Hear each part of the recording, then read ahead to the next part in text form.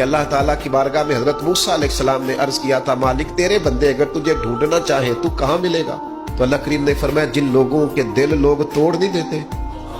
میں ان ٹوٹے دلوں میں ملا کرتا ہوں۔ تیرا آئینہ ہے وہ آئینہ کہ شکستہ ہو تو عزیز تر ہے نگاہ آئینہ ساز میں۔ جب لوگ تانے دیتے ہیں، جب لوگ تکلیف دیتے ہیں، جب آپ بالکل ٹھیک چل رہے ہوتے ہیں، جب آپ محنت کر رہے ہوتے ہیں، جب آپ مخلص ہوتے ہیں، جب آپ جدوجہد کر کر کے تھک جاتے ہیں اور لوگ جب پوری طور پر تانا زنی کر